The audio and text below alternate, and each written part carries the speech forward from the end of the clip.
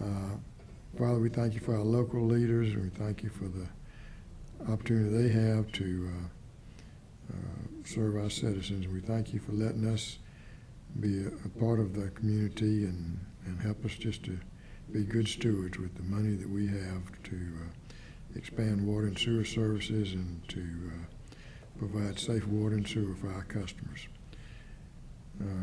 We give all the glory to Jesus. It's in his name we pray. Amen. Commissioner Duncan said he'd be here in 3 minutes. Okay. There's no public comment. We'll move to the approval. Item 1 is minutes from the February 16th, 2020 Facilities Committee meeting. Mr. Chairman, I move that we accept the minutes as presented. I second. All in favor? Motion carries. Item 2 is dedication of private infrastructure of easements, Glynn County Animal Control. Mr. Klein. Thank you, Commissioner. Get the clock. Here. Thank you. Easier, easy, plus, right? Let's do it. Show them that.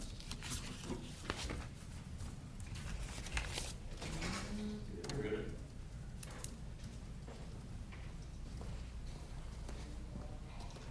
Okay, Commissioner, good afternoon. This is a dedication item.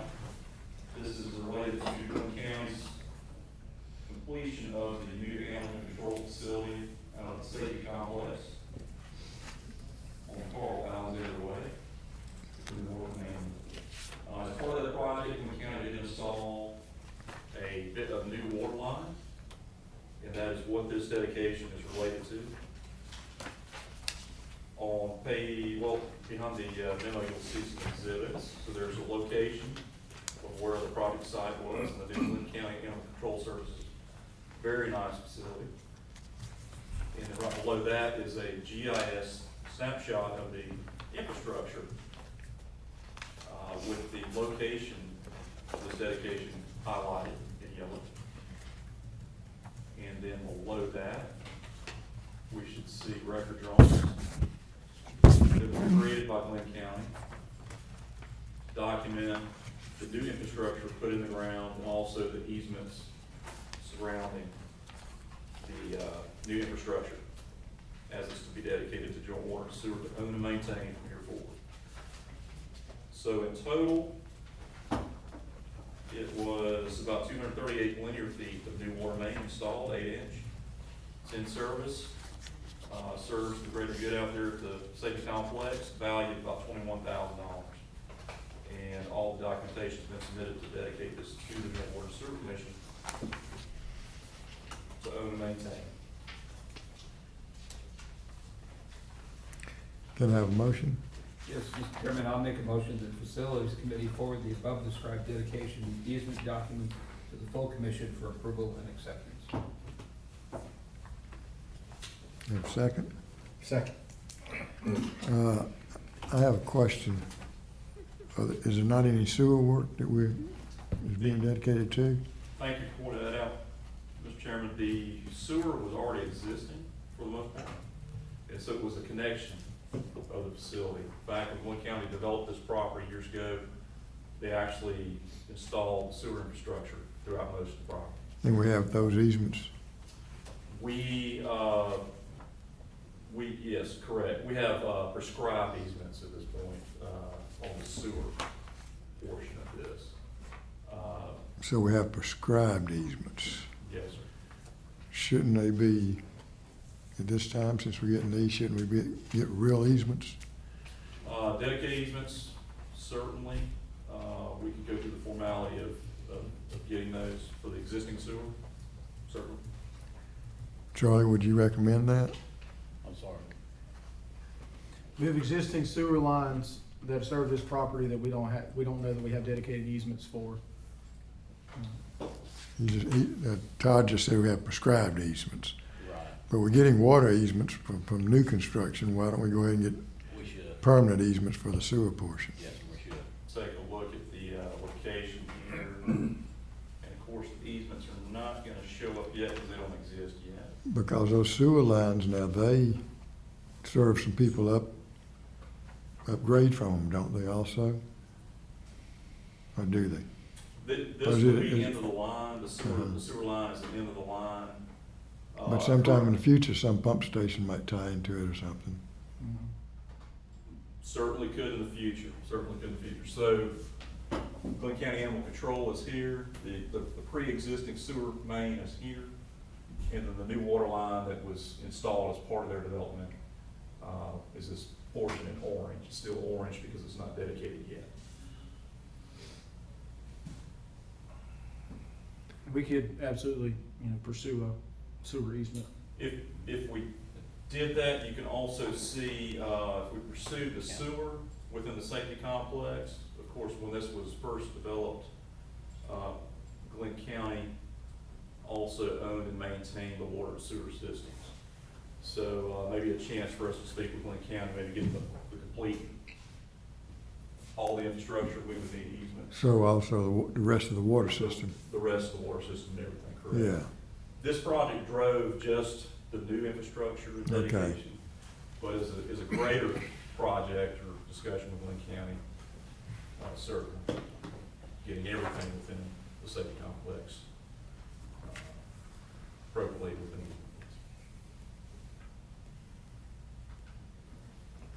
So should we amend the motion to do that before we accept it? Survey and other actions would probably need to happen first, legal description write-ups and that type of thing.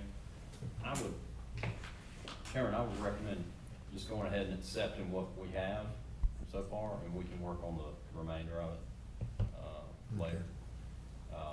And we do have a blanket easement that was deeded to us by the county, which would cover things like this. So we don't want to go through the expense of having it surveyed and so forth. I mean, the likelihood that this will ever, number one, become an issue, and number two, become an issue where someone would say that we needed an express easement is fairly unlikely.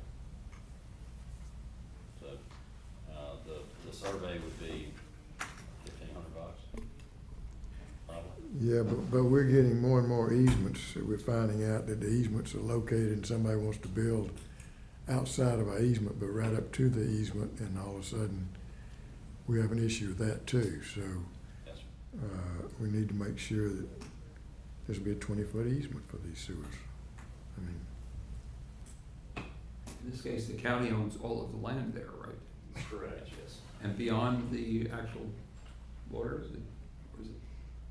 is that just the entire parcel of land that the county owns? That's correct, yes, sir. Okay. It's the adjacent parcel of the townhome development. To the south is what's known as Bergen Woods, which is under development. I mean, they gave us, when they formed the joint water and sewer, they gave us Dunbar Creek treatment plant, right? I'm sorry? They gave us Dunbar Creek treatment plant, all the sewer lines, I guess, in St. Simons and wherever the county had sewer lines. Yes, sir. There was it's kind of a blanket easement over any water and sewer Yeah. pipes within the county.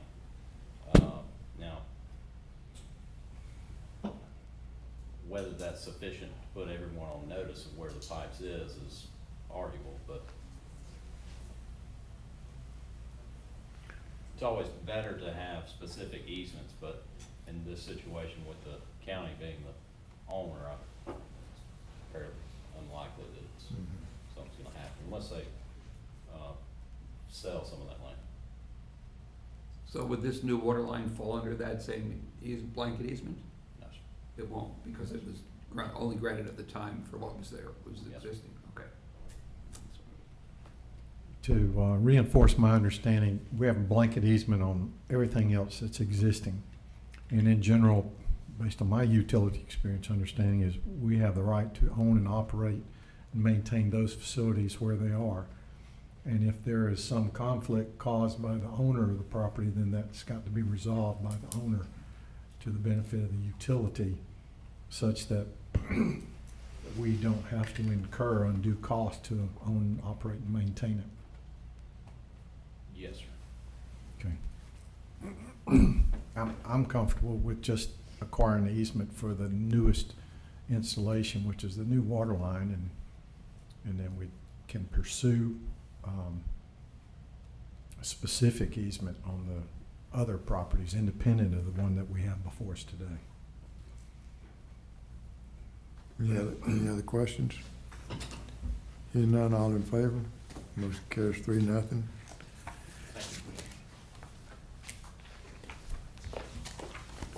Next item is Community Road Sewer Project. Mr. Klein, engineering proposal. Okay. All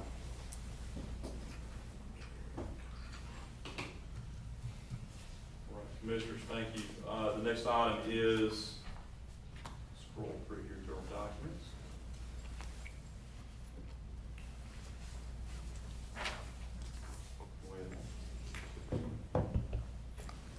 Feel like I gotta relearn this every time. So, as the chairman introduced, this agenda item here is for Community Road Engineering Services. Community Road is a capital project number 2020, already budgeted. It's currently in design, and this is going to extend primarily sewer services to a non-sewer served area of primarily City of Brunswick and Glynn County. The line overlaps in this area. And to give you an idea of where we're talking about, I'm going to zoom into GIS very quickly.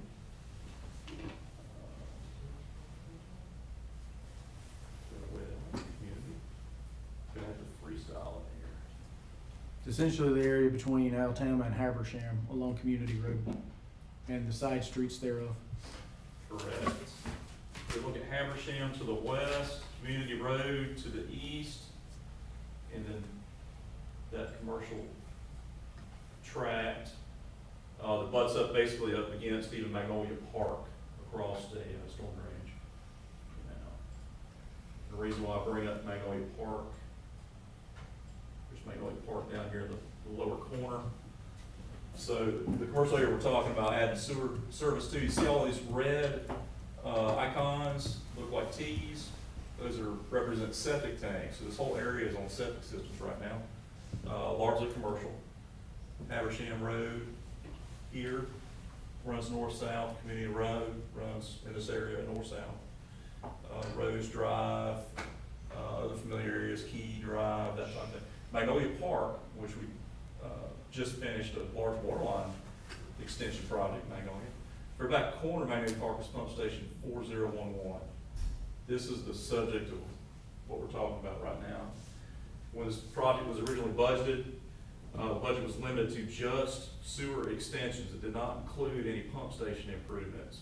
The design engineer went forward with that direction, and their design couldn't quite, the routing that was required to maintain existing elevations in the sewer system to extend and all that, wasn't quite what we were looking for. We said, hey, let's step back.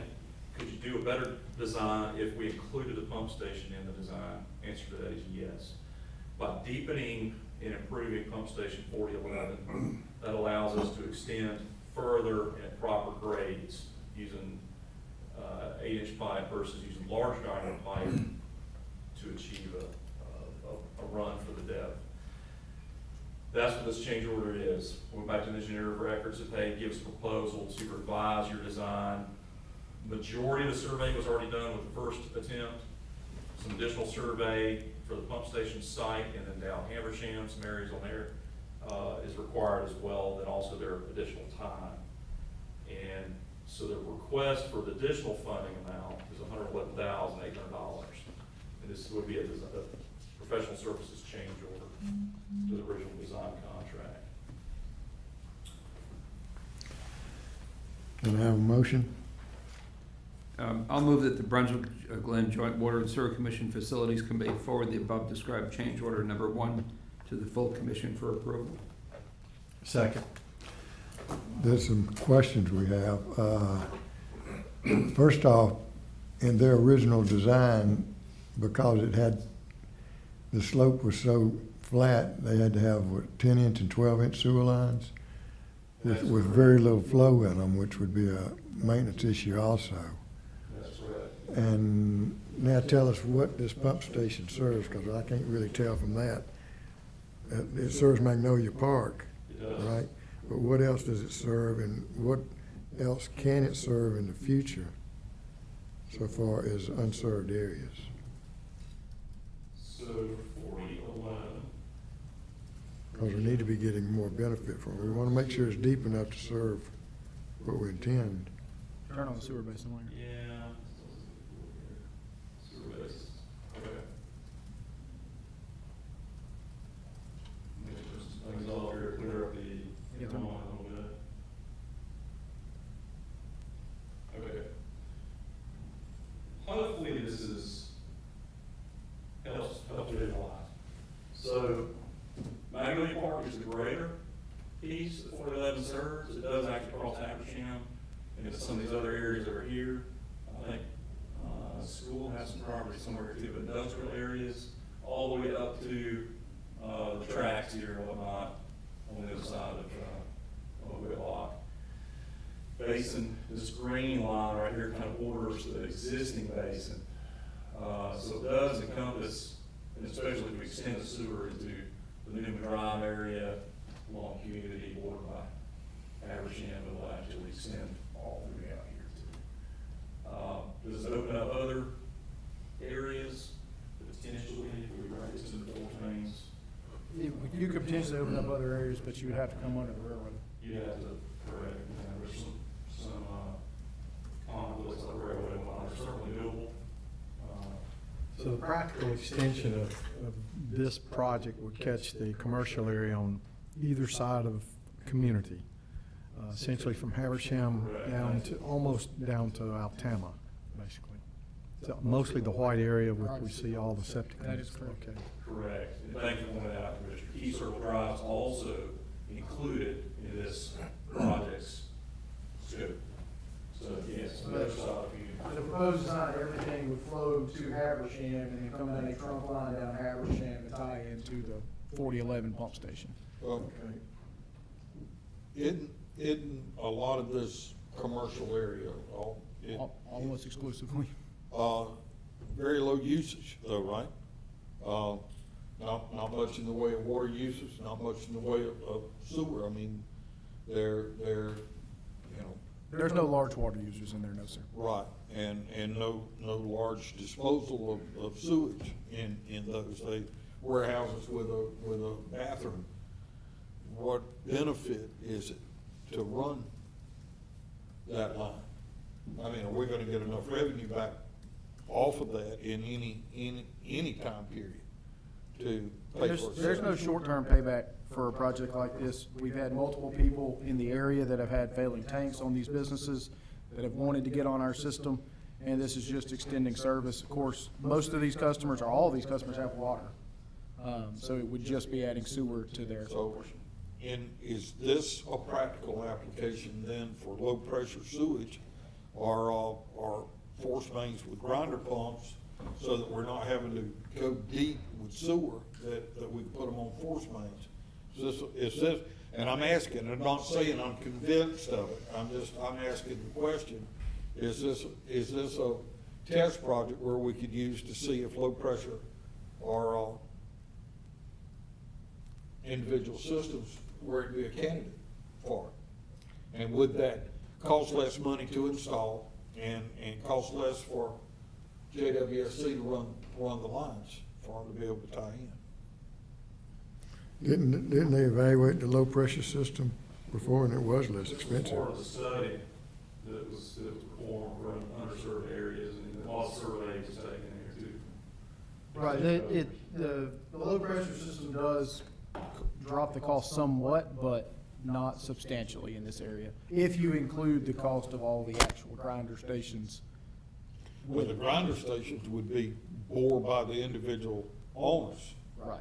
If we're just installing the 2-inch mains, it would it would not be very expensive in relation to a gravity system.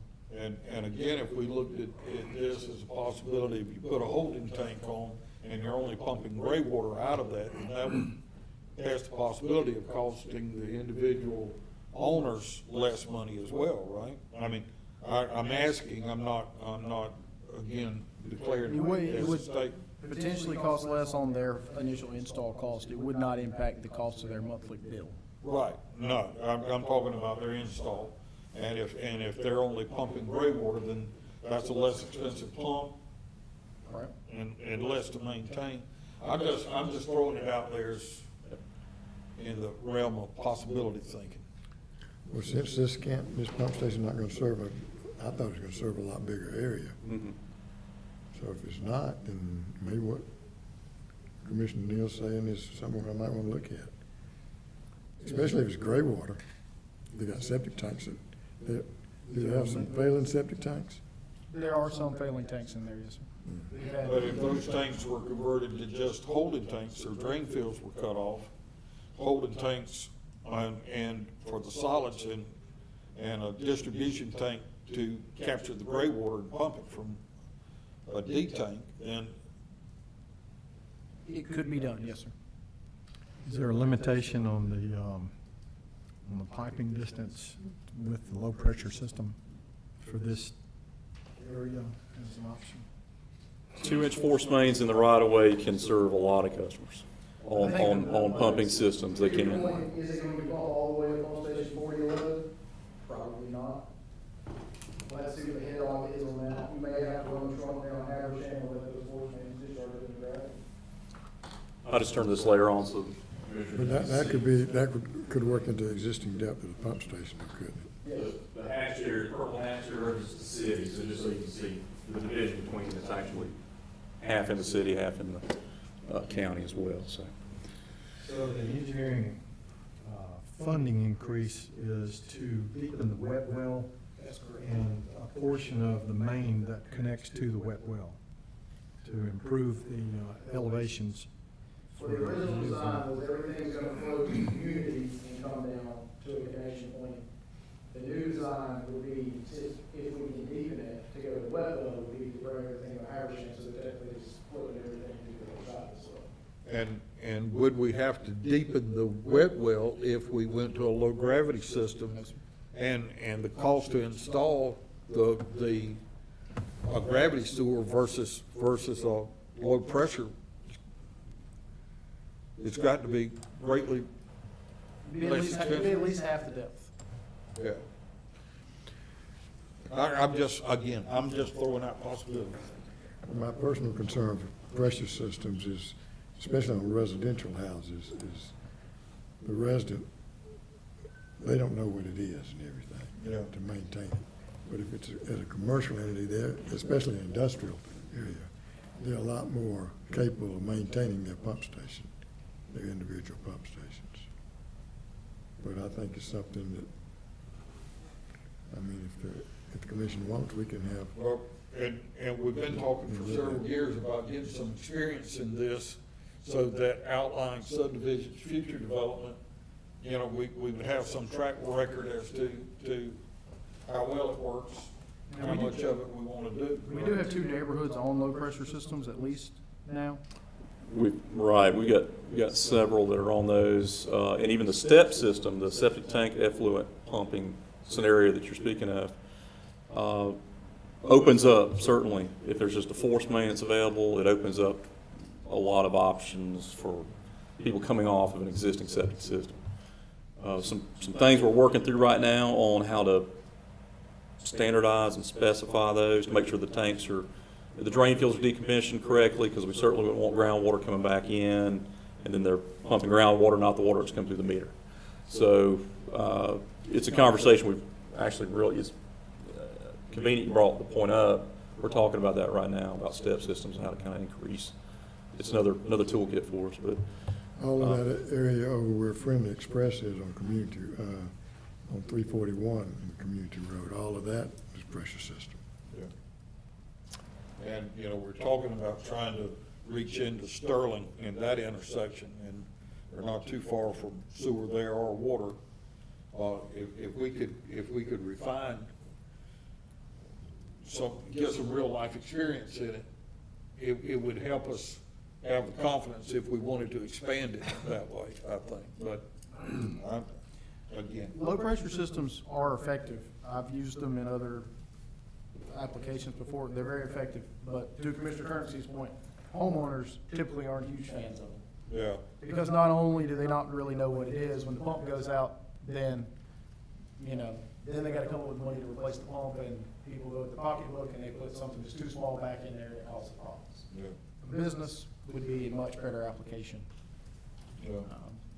So the evolution of this was the original design was set, and then it didn't seem feasible. Is that correct? The original design is feasible, it's just going to require additional maintenance because there's not enough depth, so we'd have to jet the lines a lot more frequently than we would like to because things are gonna settle out. I mean, a large amount of money here kind of sent a red flag up to me right away, that especially from a consumer perspective, it's like, whoa. We're really designing it twice. Yeah, exactly.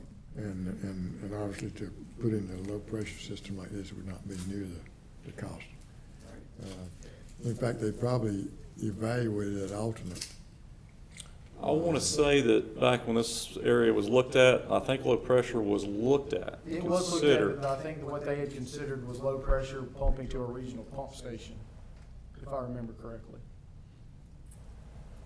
So we'd have to consider that. You may still have to run a gravity section down Community or Haversham for them to dump into, and so you don't have to put in a regional pump station, because that's $1 million probably. to put See, in a if you regional pump station. put just the pressure lines in the streets, you let the people, and put just taps in there, and then let the people put in a pump station there when they need to do it.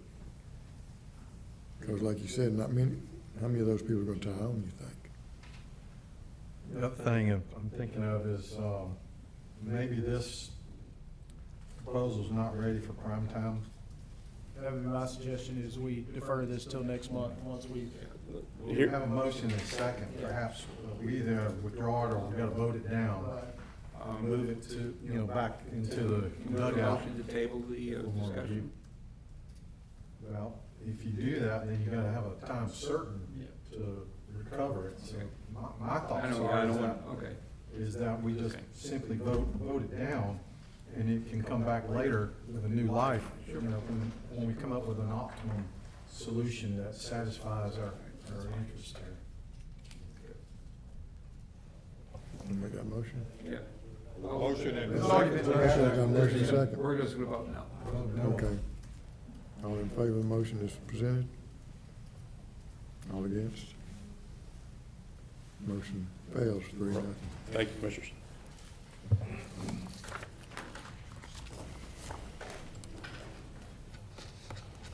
Move to the discussion section, draft of 2023 capital projects plan. Mr. Burrows? Oops. Whoops, too far.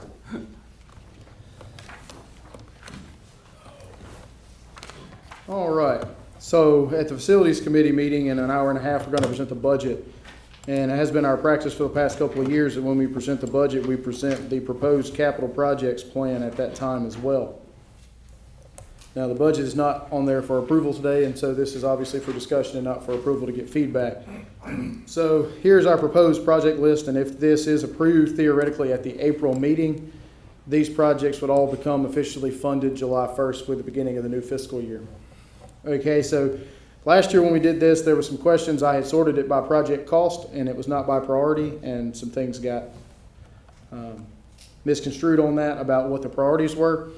But so from the top priority, when we did the GFA loan for the Academy Creek rehab and for the meters, we told everyone we were not going to increase their rates to do that. So we've been paying for those loans out of the R&R. So obviously we have to pay those loans back. So that's project number one. That is a funded project. It just adds more money to that bucket. That's the annual allotment once the funds are expended. Number two is the Academy Creek RAS is recycle or return activated sludge replacements. Let me get over here. Essentially, when the sludge at the Academy Creek goes into the clarifiers, you have to recycle a portion of that back into your aeration basins. These circular teal colored structures are clarifiers. Sludge settles out, and then we return it back to the aeration basins, which are these squares here, or rectangles. And the current setup that we have, we do not have sufficient return capacity to return. You want to be able to return, ideal scenario is return 100% of your flow. You need the capacity to do that. We can't do that at this point, and we also have major ragging issues. We're replacing the screens now, but those screens have been needing replacing for approximately 10 years, and so there is a lot of rags that is in that system. And rags settle out, and they settle out in the sludge, and then they go through the pump and bind everything up. So the project would be to both increase the size and capacity of the pumps and put in a chopper style pump to cut those rags up instead of having to constantly unclog pumps. Currently, our operators are unclogging multiple return pumps a day because of the ragging situation that we have. So they're already slightly undersized, and then they're not pumping anything because they're ragged up, and it just kind of a double whammy. So we would also require electrical improvements into the return sludge pumping stations. The chopper pumps require more horsepower, both because of the flow and the ability to chop. So that would require electrical improvements as well. Water production SCADA, if you remember, we replaced the sewer SCADA, the sewer pumping station SCADA this year. This is the money to replace the water production side of SCADA. We're still on the old DFS system for SCADA, and we're having some reliability issues with that. We've had to get creative on sourcing some replacement parts for that system. So this would be to do the complete changeover to VT SCADA for that. Considerably lower cost than the sewer SCADA because we have got to replace 10 sites versus 130 sites. So it's much more cost effective to get that done. Pump station 4105 force main reroute. This is a project, you got bookmarks, right?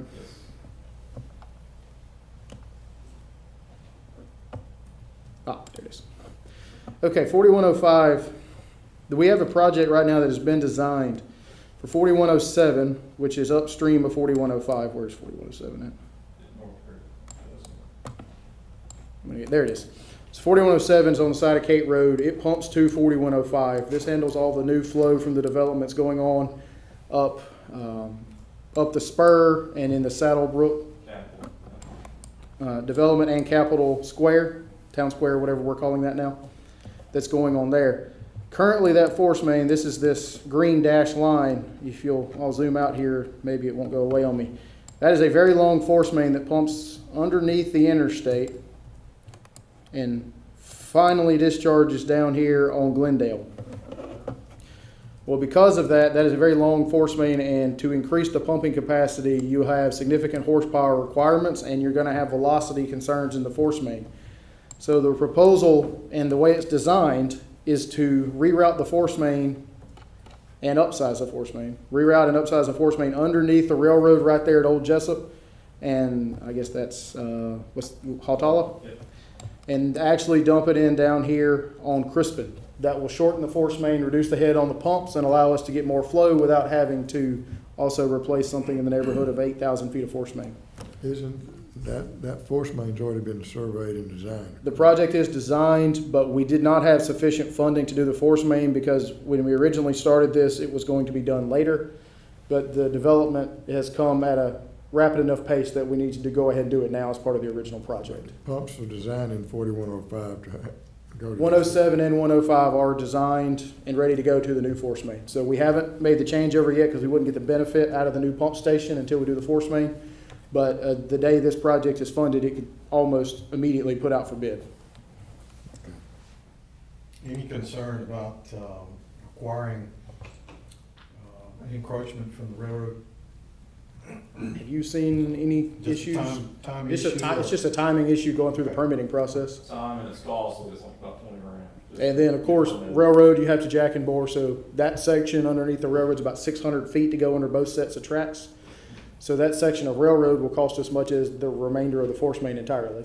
Understood. Mall elevated, EST is elevated storage tank. Mall and Oglethorpe elevated storage tank rehabs. The mall elevated storage tank is at the mall. pretty easy to see that one if you're coming down the spur. I got one off. You got water off, I was about to say, it is not there.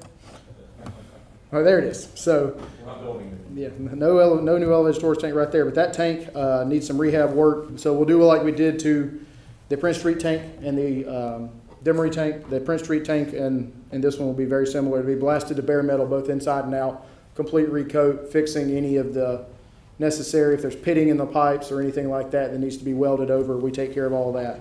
And then the Oglethorpe tank is on the north end of the island by Marshall's Edge. So you can see that if you're coming back from Lawrence Road. If you're coming down Frederica, you don't always see the tank because it's kind of tucked back in there. But the same thing occurs here. Blast them down to bare metal and get them repainted. We typically would do these over the winter, December, January timeframe, because then we can get the painters from the north that can't paint in the winter temperatures up there. We get better pricing because they want to maintain their crews with it. The tanks are all white, and then we put our logo at least on one side of them, and then if anyone, if the city, I think the mall's in the city limits.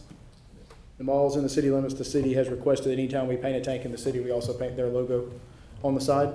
And then, of course, if Glynn County wants us to paint their logo on the one on the Oglethorpe tank, we'd be happy to entertain that option. The Oglethorpe tank, has it ever been repainted? Not to my knowledge. I don't think Oglethorpe's been, I think it's been cleaned, I don't think it's been retained. Have we have an inspection report on these two tanks? These tanks got re-inspected by Ed Chapman last week. So we do the design in-house for the specs and everything for this, so we've got an updated report as of last week.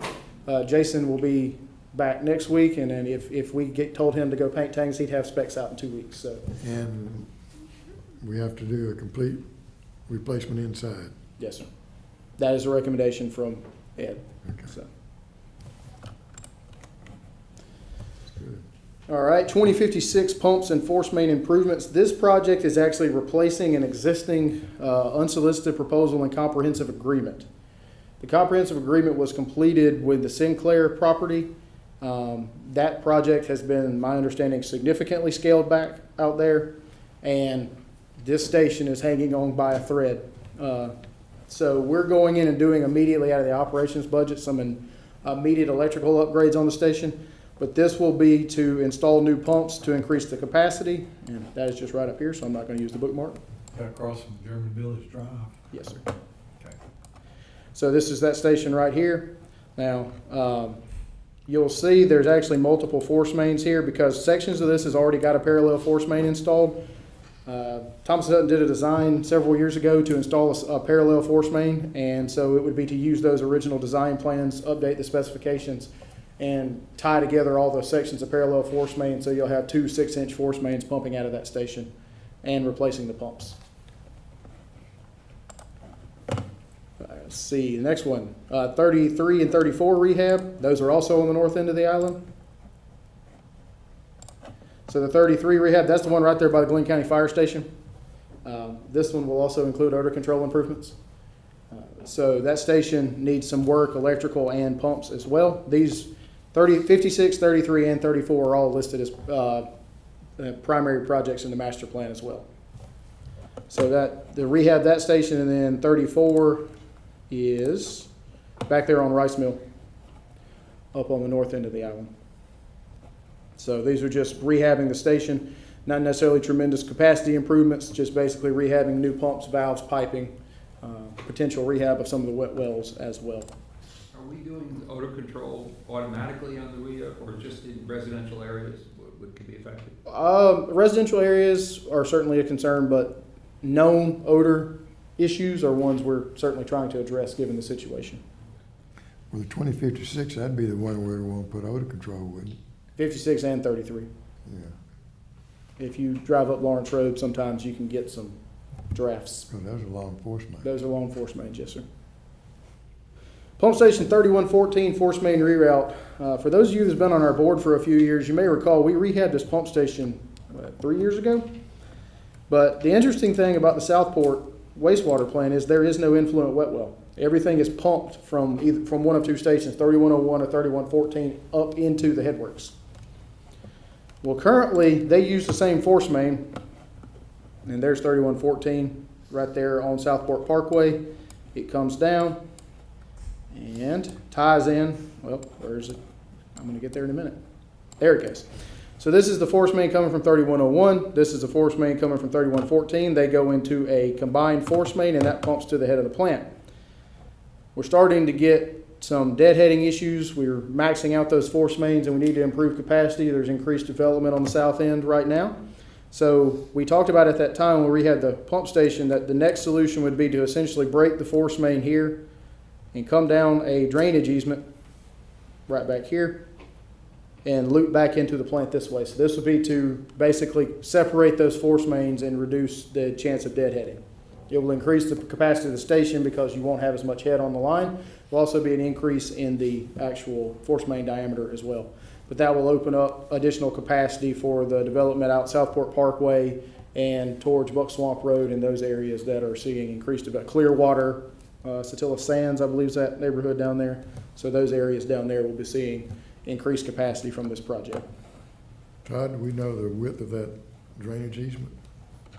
Width of it, was it 100 foot? I'm not sure what that. It's pretty wide, Yeah, yeah. we can measure that pretty. I don't think it's 100 feet, but it could be. So that's the buffer. Yeah. Would we need to get an easement inside that drainage easement, Charlie? And it's not drainage, it is a service road. Yes, the service road. There's not certain drainage? There's no ditch in. 60. 60 foot. It's a 60 foot, sorry, access easement. You are correct. I misspoke.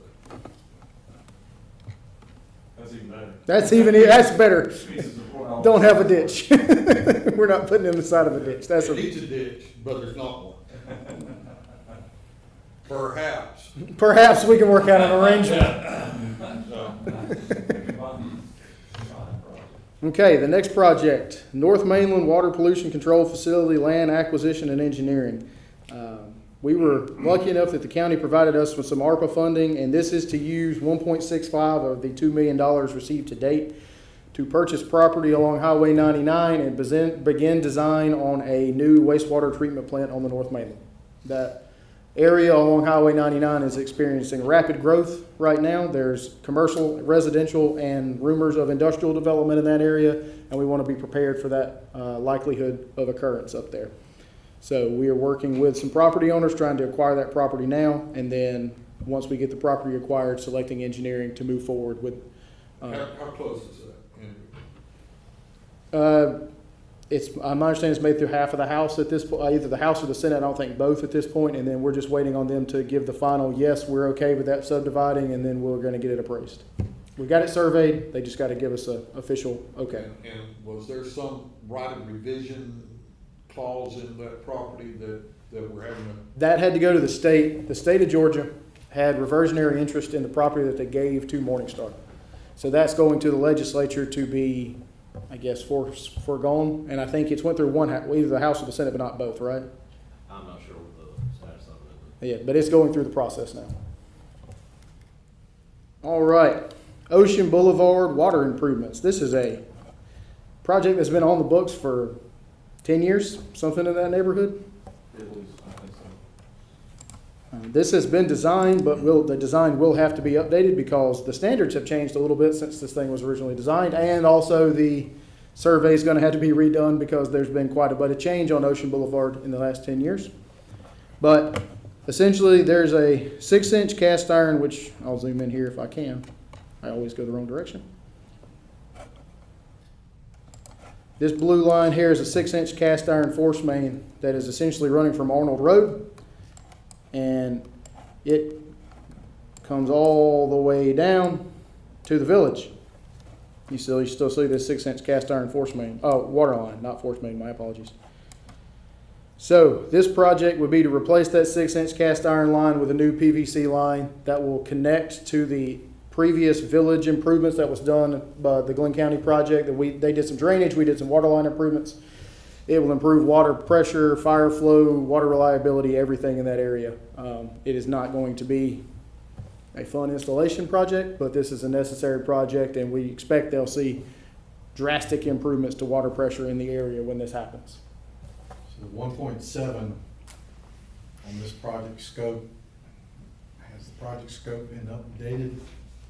And you feel The project scope that was done, well, when it was originally designed, the estimated cost was, I believe, $800,000. And so we have the proposed bid form at that time, and I used current values in the estimate on the old bid form. okay? So Roughly 60%? the design's complete. No, material cost. Oh, yes, yes, sir. It's not only just because of the current construction environment, but the time lag, of course, has caused materials to go up quite a bit as well. Is the route on the side of the road, or is it under pavement? I believe, if I remember correctly, it's on the side of the road. I don't believe it was planned to open cut Ocean Boulevard and shut the road down on Ocean to do that. So we've got to get creative with how to do this without causing a major traffic issue. Why don't we go right down the beach? Right down the beach, yes, sure. Can I quote you on that, sir? I was thinking perhaps we follow the path of the sidewalk and Glynn County can put a nice new sidewalk down on top of it. Yeah, that might work. All right, Wesley Oak Circle water main improvements. We have an existing 2-inch galvanized water main loop in there. We've replaced a lot of the lines coming into the neighborhood as part of the galvanized project. But let me get to here. This has been designed in-house. This loop here, we need to increase this loop to provide increased pressures and fire flows in the area. So this is a 2-inch loop off both sides and a 6-inch in between.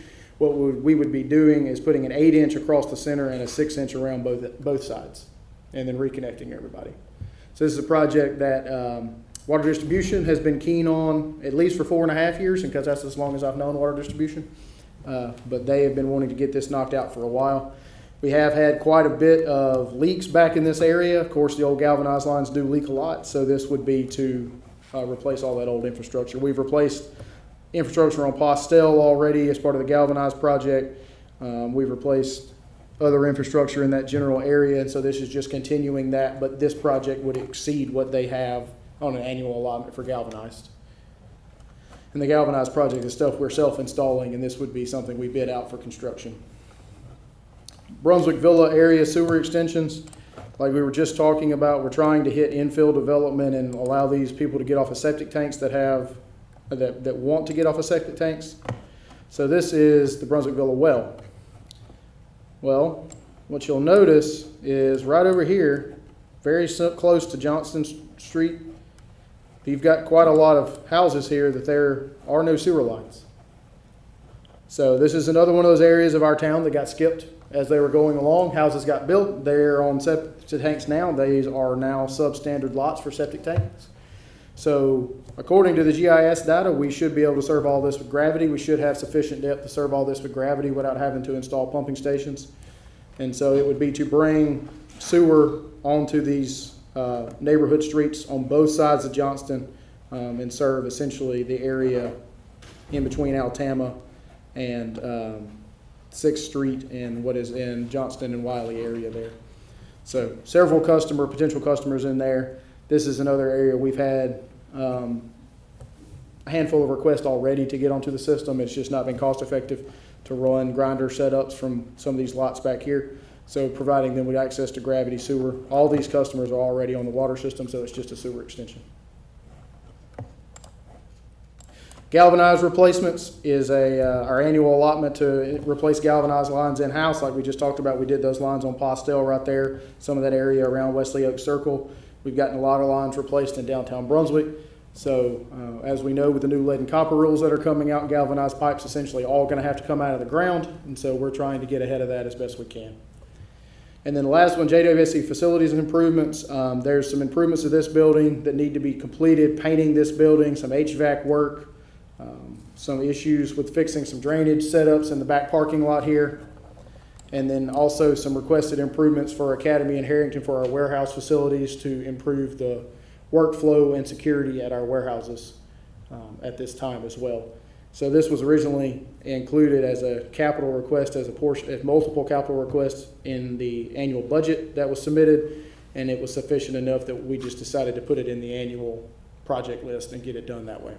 So we've had this building now for several years, and we've been fortunate we haven't had to do a lot of work to it, but now it's time to start getting back into maintaining this stuff.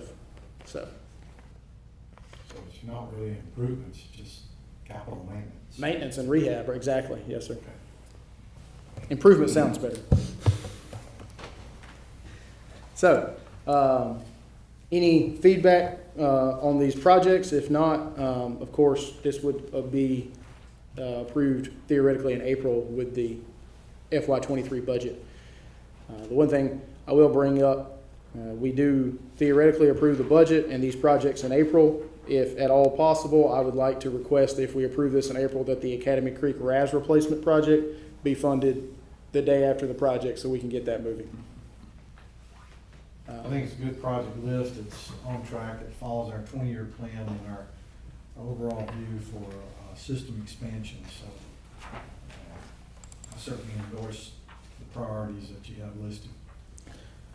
On the North Mainland plant, what about the anti-DEG and the DDR and the waste load allocation? Have we got all that for the North Mainland? I've been waiting on an updated waste load allocation for 14 months from EPD.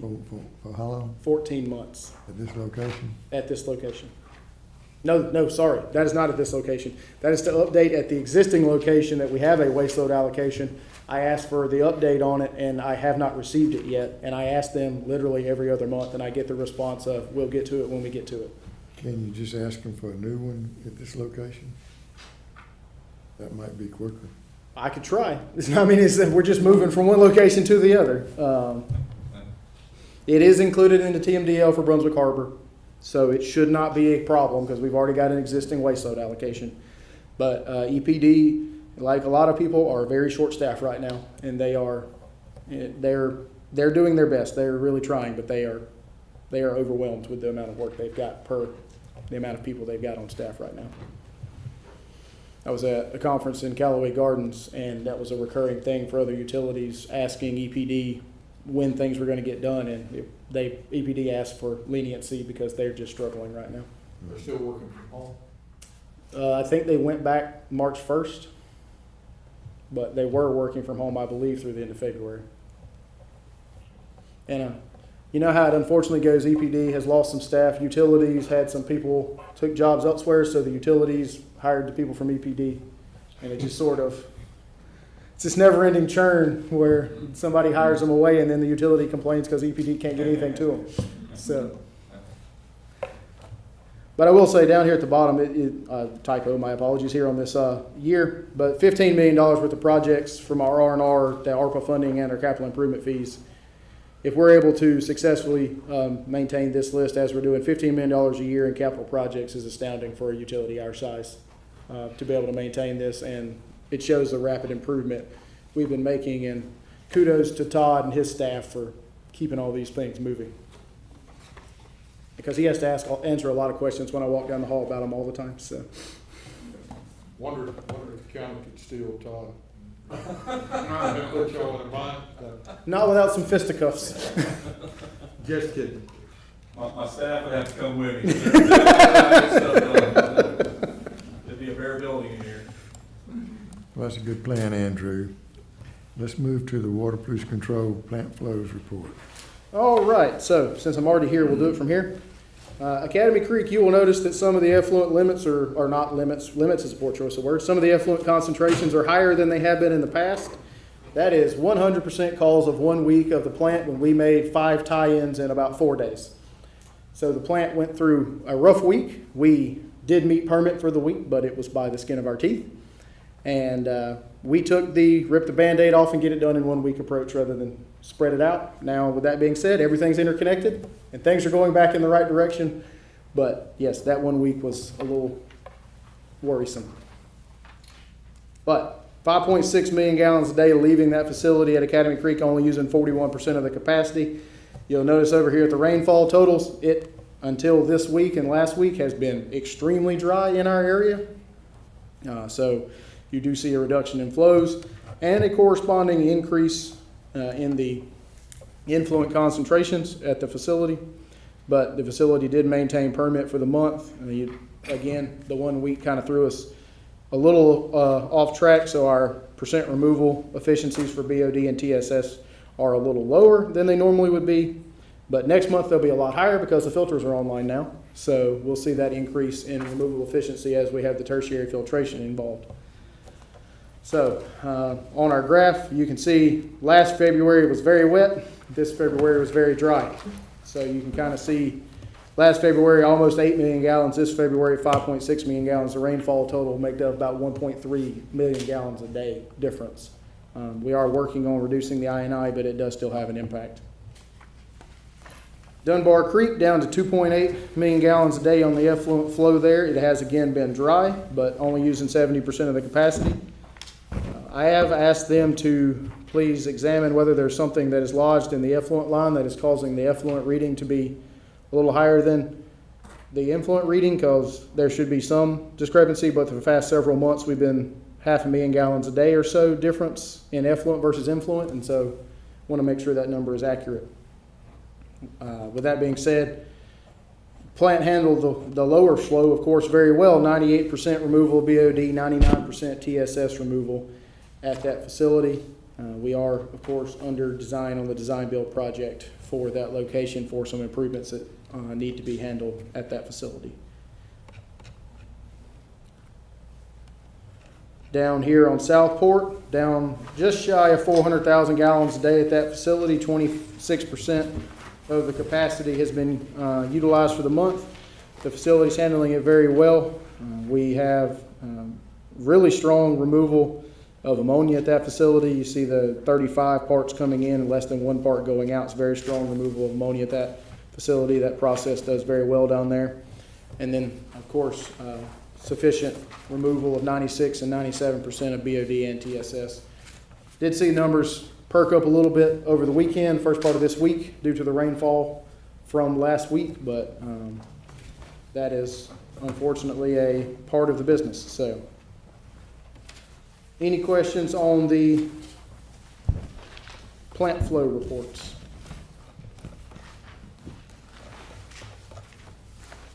Let's move to the capital project report.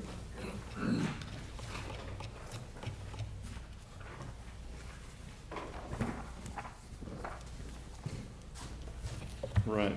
Thank you, Commissioners. Okay, I will move quickly through here, but as always, please stop me for questions at any time.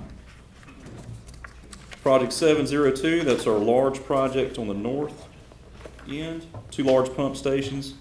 This first page represents pump station 4035 and 4036 upgrades. The project is essentially complete. We're just last tiny little punch list items, fencing, that type of thing. Everything's online functioning in both stations. Up top you can see 2 shots of 4035 left and right. In the middle you can see 4036, which backs up to the canal at the end of B&W Grade Road.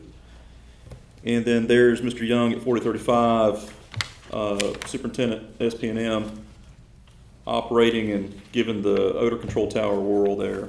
So, and I will say at 36, I've never been to 36 without smelling our products, except for last week when I took the pictures. I didn't smell anything walking around, which was something to behold. And the neighbor was working on his truck across the way, and he was smiling, and I've never seen him smile. So I think it had something to do with it. That's in a residential neighborhood, isn't it? Yes, sir. It's the very end of the street, neighbors on both sides, large yards, but yeah, very close neighbors. Those bio towers work, I'll say that, and they've only been in operation for a month, so a month and a half. Takes a couple of weeks for the bacteria to build up in there like you need it, so, you know, really only about 2 weeks into full functionality with those, and they're already making a difference. Definitely making a difference. So next page 2, project 702, other portion of the North Mainland project is the force main component of that. We're about a little greater than 70% complete on the force main. 2 large tie-ins left right there at the Glencoe Parkway Canal Road interchange. Only thing that's been holding that off, the pipe material's been on site for months. Been waiting on the 100-ton rig to get here. It's the large rig they need to pull that diameter pipe that length. So finally, 1st of April, scheduled to be here. A couple tie-ins remaining. They just finished the tie-in up on the upper end at pump station 4110. Yeah, I'm gonna go with that paper here. I don't get behind. 4110 on Harry Driggers Boulevard up by the canal, North Main Glen Rec Complex up there. That tie-in, so the new force main is now tied into that pump station. It's valved in such a way we can operate it, and it's still doing currently the flow direction it's going, has been going. As soon as the lower end of the new force main is connected and everything's good to go, we can simply turn some control valves and redirect the flow back down Harry Driggers to the new route. So everything is teed up there. The Ogden Lane materials are accumulating on site. You can see some of those on Glencoe Parkway, close to the canal and the contractor's gate to Fletsy. Still waiting on some of the pipe to arrive. Matter of fact, we just received the 24-inch HDPE for the pulls on Ogden this morning. I got a notification it got delivered. There's Ogden Lane in the lower right-hand corner looking down there. One of the residents has a newly installed, beautiful fence, but it just demonstrates the narrow width of that right-of-way, we'll call it, down Ogden Lane. So what you're looking down there is the connection to the existing force main ties in a couple hundred feet down, just past my truck there on Ogden. And then what it's going to do is extend that force main all the way to the very end of Ogden, away from the residences, and open cut largely to get that pipe installed, discharge into our large 24-inch gravity at the end of Ogden Lane. Up top, it's just a picture of material. It's one of the last TY fittings to go in for one of the manifolded connections.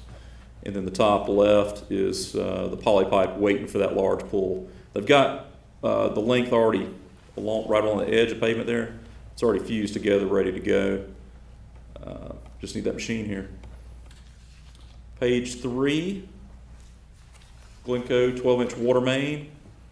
That is an in-house installation project where there were some components that we did sub out, largely the water main installations, which were directional drills underneath the Fletsy entrance. That top picture shows you, I think it was about 3:30 one afternoon. One of the reasons we directionally drilled underneath the back entrance to Fletsy because we in no way want to impact access to Fletsy. You see a lot, boys. Anyway, I would avoid that area around the in and out times to the contractor's gate. Very busy. But we worked with Glynn County in a project when they did that bridge widening there. That's why I took this photo. To go ahead and install the directional drill underneath the canal at the time they did the bridge widening. So that was a very proactive move. Glynn County's in the future going to widen Glencoe Parkway in that area. We went ahead and we knew what we were going to do with our water main extension. This was several years back. We put that under the ground. So one more thing to touch on. That is not a Mississippian culture temple mound been exposed off of Canal Road. That is the Dollar General, future site of Dollar General, a commercial development that's going in. And the reason I put this picture in here is this development will benefit immediately from the new 12-inch water main that's been installed on Canal Road, connecting that loop from Canal Crossing all the way back up to Glencoe Parkway. When they originally submitted for design review, they were going to have to extend a temporary water line down canal to reach around the Moondoggies commercial area right there, just to tie in to get water. Temporary, it would have been lost pipe. 12-inch, we got the 12-inch in with this project. Now it's there. Now they can tie it right on in. It's right at their doorstep. How many steps is it to get up into the building? That's a surcharge. I think they're surcharging. I think they're squeezing the water out of the underneath is what they're doing. I'm sure it was very dry to begin with, but anyway, yeah, that dirt will go to use, but it won't look like that. Okay. That's it. But it's impressive to see. It catches your eye when you drive by. Okay, next project. I took some pictures of some of the new things showing up out there, and I'll let Mr. Burris make a few comments on here. Very cool contraption. I like fabricated equipment and stuff, and welding and stainless, and machining. This one caught my eye. It's a new screen they got out, or one of the new screen. There's a pair right coming out there. Yeah, there's a second one on the ground now, and that is all the new screens that were delivered last week. Estimated delivery when we began the project was the 3rd week of September. So they did not estimate what year, unfortunately. But we did get them 6 months behind schedule, but we have gotten them now. And the one thing I'll note, those wire, if you scroll down, those wire dimensions are 1/4 of an inch apart. And those rakes will rake out all that material. They have level controls on either side, and once the level backs up on the influence side, it rakes it so that everything goes through it again. The current bars we have are 3/4 inch allegedly, but they're all warped and some of them are missing. So we've got about 1 1/4 inch bar screen right now, and now we're going to a 1/4 inch bar screen. So the amount of material and rags, like we were talking about with those rags replacements, that has been getting passed will be substantially reduced. I did tell the operators you have to pay more attention to the rag bin to make sure that you change it out frequently, because a lot more material is going to be coming out. They are going to begin demoing the existing screens Monday is the plan for the installation of the first screen, theoretically within 3.5 weeks. Andrew, with the remarkably increased efficiency of these screens now, would that reduce the rag load on the return system? It will reduce the future rag load, but all of those that are in there. Got that, it's an issue, we've got a static condition we've got to address, Right. but I'm just thinking of the horsepower. If we're reducing the load with this new design, would we need to go with a much higher horsepower at the location? It's worth looking at. It's something to look at for sure. One of the things we're also doing is increasing the capacity and more of that horsepower requirements for that increase the capacity of the pumps versus the chopper, but it's worth looking at for sure. So those, you got a shot there on, that's where the screens will drop into and be washed. And then the odor control tower, which is not hooked up yet, but is installed. But we can't enclose the influent well until the screens are in line. So the odor control equipment has been installed, it's not operating. Those are the old screens, which you can't see greatly, but those will be replaced. One thing, if you couldn't really see it as well in the first picture, those screens you see there, keep rolling back down, sorry. They're completely open. Yes, yeah. They're completely open, so all those odors come out. The other screens are enclosed for everything above the water level. So you can actually draft all that gas out instead of it being escaped to the atmosphere, and that will run through the odor control system. How old are the current screens that are in there approximately? 25 years, something like that. Yeah, early 2000s, I think, was when the city did that 20, project. 25 years, somewhere in there. But And the then- new ones are guaranteed for a specific time? Oh, they give you a manufacturer's warranty, Okay. but yes.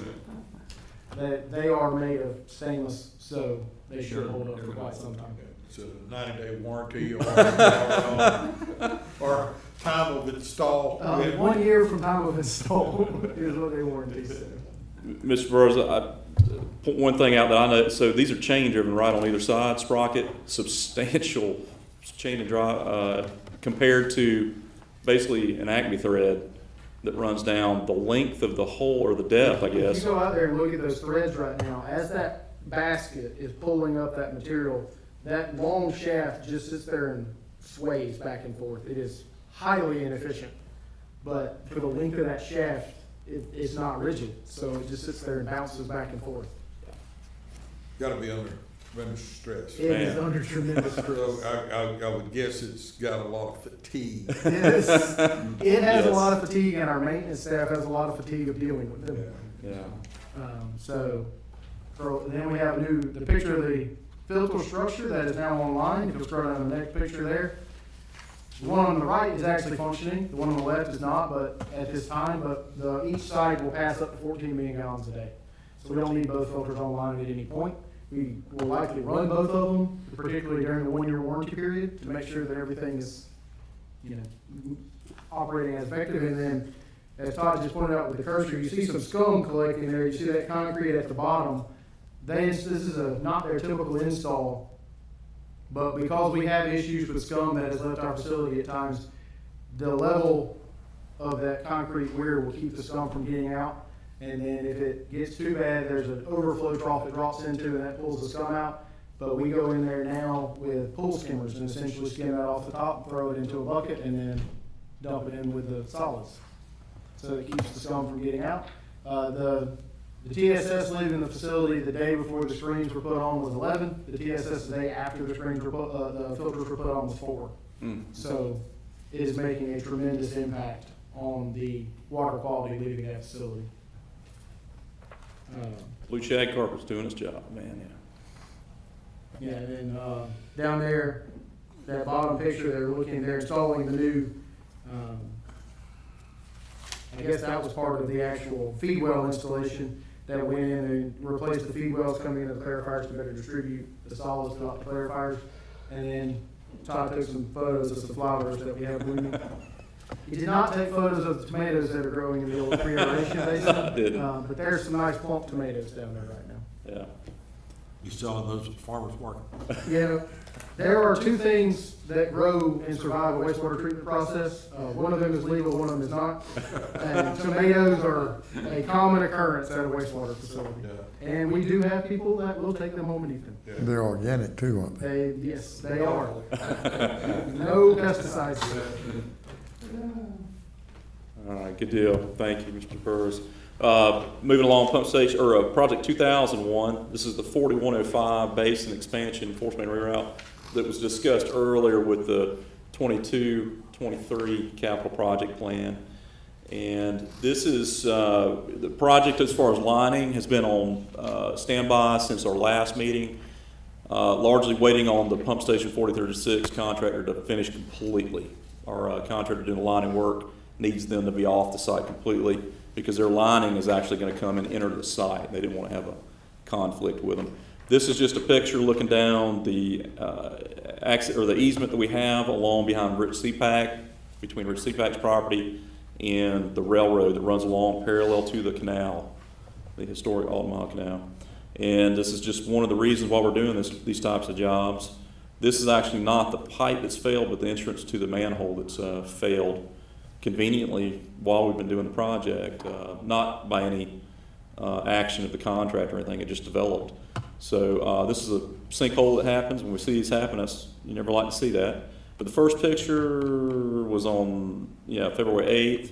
Second picture was on February 25th. So you can see it's swallowing some sand, and that sand moves down to the pump station, and that's never good.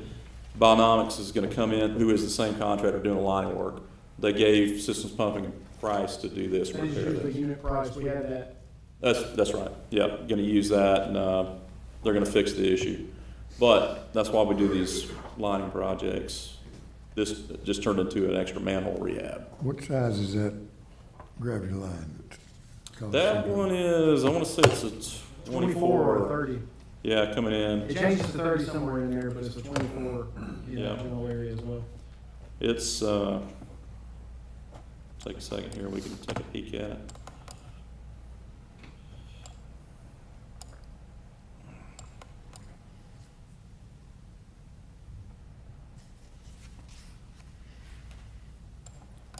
So Rich CPAC, this is their property here, largely wooded lot next to it. Turn on the orthos so we can see. So it's largely a wooded lot, but our sewer main runs right along the edge of the tracks.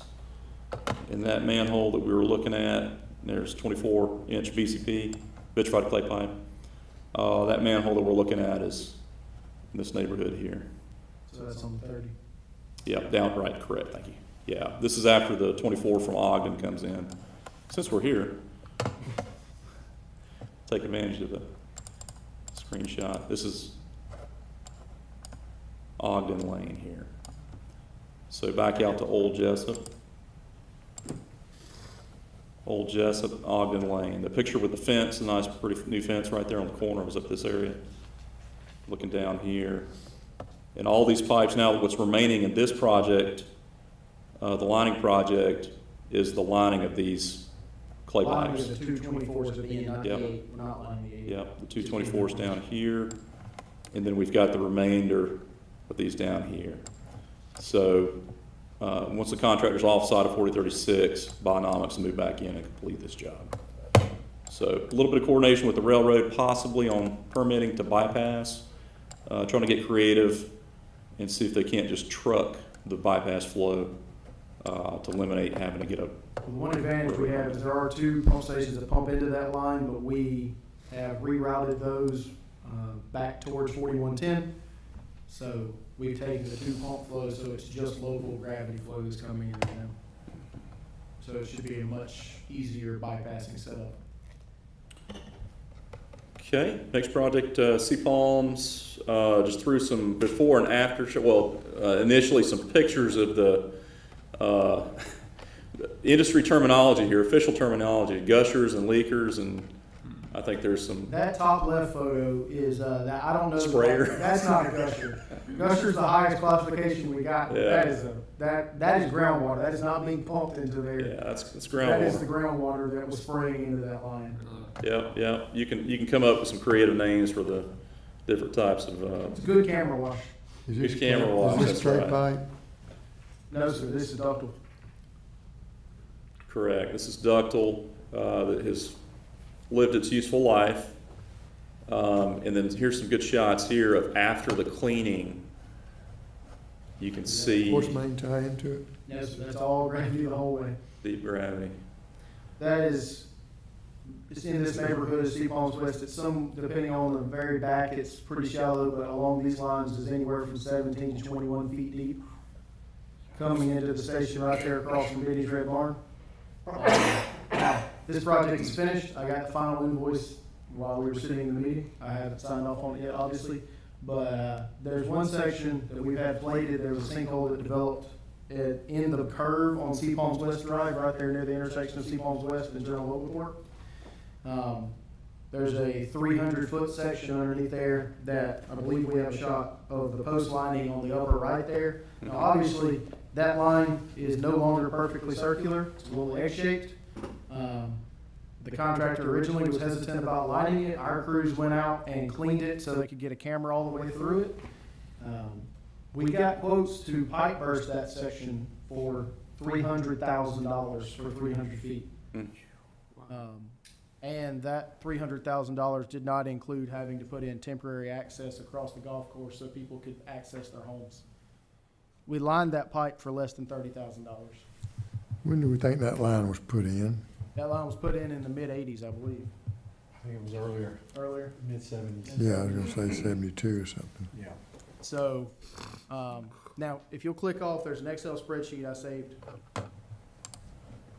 Well, actually go to the, is that preliminary runtime analysis at the top on that Excel sheet? Oh, yes, sorry, got it.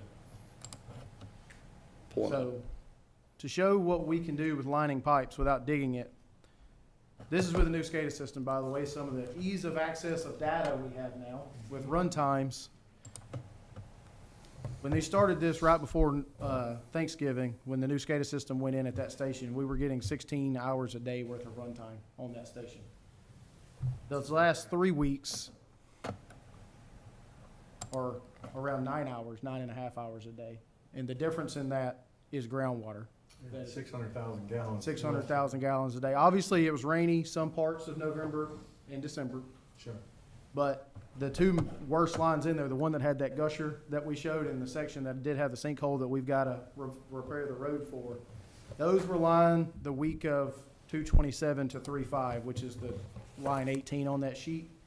Those 2 lines, and we knocked out an hour and a half worth of runtime just by lining those 2 lines. And it did not rain that week or the week before, so that was all groundwater that came out. So it reduces our treatment cost at Dunbar and then lowers our energy cost to operate the station. Don't have to pump the station as much. I don't remember exactly, what are these horsepower wise? Do you remember what those pumps are at 2032 horsepower wise?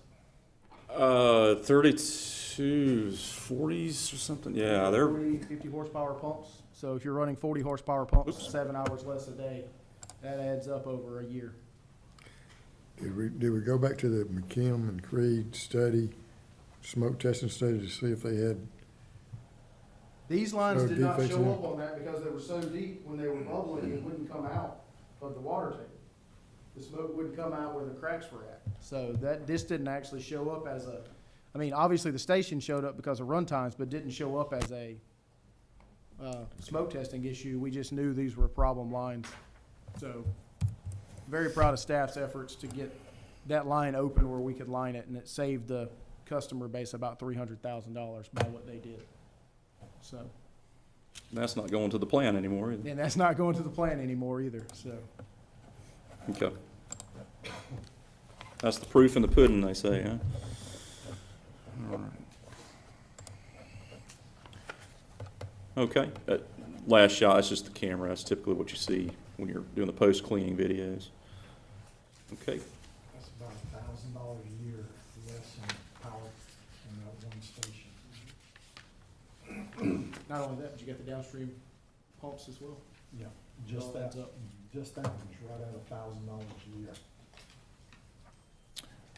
galvanized replacements, project 2021, ongoing project. And so we spoke earlier, Ms. Burrs did, about Wesley Oaks Circle, and he mentioned about the in-house efforts to replace a line there between McIntosh and Wesley Oaks, and that is the one we're showcasing here. If you go out there, you can see the a little bit of a road cut there. It's been nicely maintained until we can get the paving contractor in here to permanently repair that. And if you look around or on down the street there, you can see where that new line's been installed. So that's about 1,500 linear feet of 2-inch galvanized water main replaced on McLean Street. Life of that project to date, we've replaced around 2 miles of galvanized water line with in-house forces, And what size line are we putting in? usually 2-inch. We're putting in 2-inch? Yes, 2-inch mains, and then some of the services, of course. We put in 1-inch services, even if it's a 3/4-inch meter, and then neck it down to the 3/4 inch, so that if they ever want to go to a 1-inch meter, we don't have to reinstall the service. And it's all done with poly tubing. So it's not just the main, it's doing all the taps. The taps all the way to the meter. Yes. Yeah. Okay, meter replacements project, and Ms. LaDonna gave me a couple bullet points to talk about here. The top map just shows, it's the ongoing map, showing the installations, and the more blue the better. That's the locations that they've hit already. Yes, the installations between January 4th and March 7th, the last 9 weeks. 3,577 installations. Daily average on the dashboard includes partial Saturdays worked, and the average is actually closer to 80 per day. Original contract allowed 12 months per each 7,500 meter phase. And areas of work this month: pilot phase, mostly north and south mainland. You got the route numbers that they go by that the contractor does, but north of Demery Road and south of Sea Island Road, Island Club, some apartment complexes off of Altama, then also the Parkwood area, Goodyear Park, both east and west. We have had customers that, of course, have been notified that they've had leaks with the new meters when we have the 24-hour consumption report. And some of them are very low flow leaks that the old meters were not picking up. So it's not costing them a lot of money each month, but knowing they have a leak, they know it's going to get worse if they don't address it. So we've been able to call those individuals and say, it looks like you have a very low leak at this point, but you want to keep this on your register because eventually it's going to get worse. Okay, priority basin clean and CCTV. It's an ongoing in-house project, 2107. Just a couple shots there from the operations folks showing the backside of the VACCON and the typical grit we get out. That's the beautiful sand that we have in our community there. Getting it out of the sewer lines, very important. And that's just a accumulation of it. They completed, last invoice I got from Southeast Pipe, they are through 65,000 of 78,000 feet. So what's that, 80%, 85% complete on that project? Southeast Pipe, that's right, southeast. Okay, typical stuff. And the bottom one is from, yeah, it's from 4WTP, so just upstream from Academy Creek. You see a lot of brick filler in the inverts of manholes, and brick manholes were the standard of the day at a time. A lot of that brick makes its way down through the system, but every one they can catch, not run through a pump, is a good thing. All right. Now those are the projects that are really physically in motion out in the field under construction in some fashion. but we do have a lot of projects that are in motion design-wise. So that's why we track those with the spreadsheet here. It has a little more detail, and also with a status or whatnot off in the comment section to the right. But it does have the financial information there as well. So you'll see a longer list of projects in here because it does include projects that are in design but maybe not out for construction yet. And as normal, we have the schedule or Gantt chart, construction, and then the EVA sheet, which is the way of higher level metric of figuring out how we're doing overall. That on the EVA sheet on the schedule, we're up to 83% on schedule across the board. And that is steadily improving, particularly with the progress we're making on the meter project and the wastewater plant. So getting closer and closer to being on schedule. When we first started these reports about a year ago, I think we were around 65% on schedule. Now we're up almost to 85%. So making rapid progress, and that real benefit to our contractors. Real thank you for our contractors for staying on task on these things. Have they started to work in ARCO yet? First week of April, we expect the pipe materials to arrive. They have not mobilized. We should start seeing some pipe show up at their laydown here in the next couple coming weeks. Where are they going to be storing their pipe? Along, the county has given them some property in, is it the Goodyear area? I think, or Whitlock area. Hang on. Yeah, it's off Whitlock. And all the residents in ARCO know this is happening? I Well, won't we say had that all a- the residents know they're happening. We've had a public meeting, Town hall, yeah. town hall meeting the other day. Georgia Pacific hosted a odor control town hall meeting, and we joined in with that to talk about our odor control improvements, also allow people to ask questions about the ARCO project. Well, I've met with a couple of the neighborhood planning associations and notified them there. So the word, I can't say that everybody is aware, but the word has been distributed that we're fixing to start this project out there. Have they been notified how many roads we're going to have to close? I do not know. There will be some road closures, but there will be local access maintained for all the homeowners. This can be intrusive. And how long is the construction period? Your contract on that. I think their estimate was 9 months of that year contract, so, plus cleanup, so.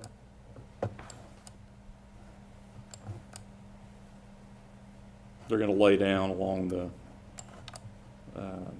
Bell area, the open area, alongside the project site. It's a potential to get about 400 existing properties access to the public sewer system. Are we ahead on a meter replacement program than we Yes. thought we would be? Yes, sir. We were planning on having about 7,500 meters installed by December. We're over 4,000 meters installed. And we have applied for the second round of funding for the other phase of the project. And what GFA has requested we do, and this is of course fine with us, they don't want us to get a new loan, they're just gonna modify our existing loan for the remainder of the loan. So, At the same interest rate? same interest rate and everything. So what, you'll probably see, April, May timeframe, something for approval for that modification of the loan. We'll work with you with this. And we're also, by doing that, we're accelerating the timeframe, instead of taking 4 years, I believe the estimate now is 18 months. For installation of all the meters.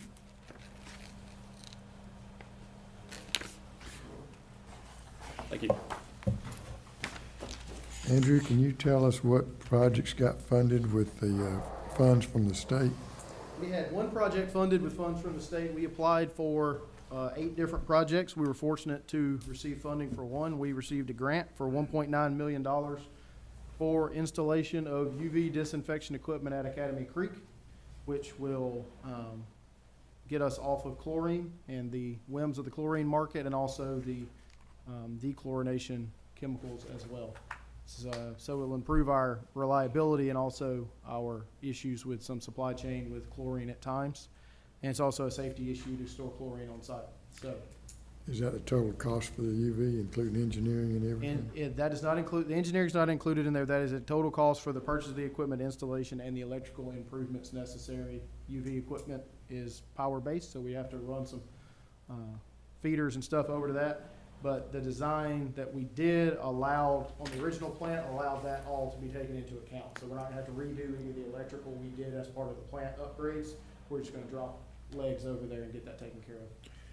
And the status of the FEMA transfer switches and the generators? What's the Transfer status? switches, the contractor has been delivered the material for the first 22. We are awaiting his start date at this point. The generators, we have the final bid package together, and we should have that out for bid by the end of the month. And FEMA did reach out about the next 67 transfer switches sometime in the month of February, so we're working through the process of getting those next 67 funded as well. So is the same contractor gonna put that in? That would have to be bid out again. That's Y Delta. Y Delta is the one that's doing the first 22. So they've had a lot of work going on, obviously, and so we're trying to get them prioritized to get these first 22 installed. Okay. August 1st would be a good due date. Yes, ideally, we'll have them installed prior to hurricane season being a concern for our area.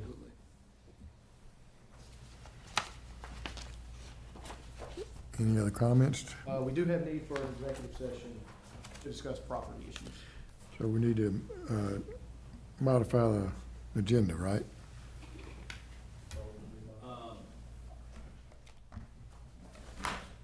Okay. Do I have a motion to go to an executive session? So moved. Second. All in favor? Motion carries. Do we need to adjourn to that? Okay.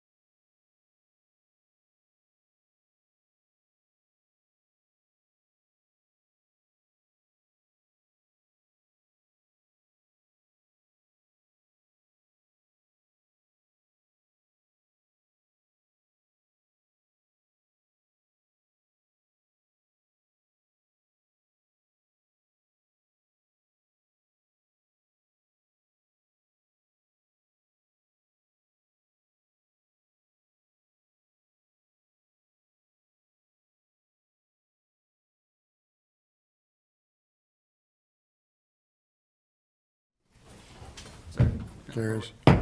Meeting's adjourned. Okay, 10 minutes till the next one.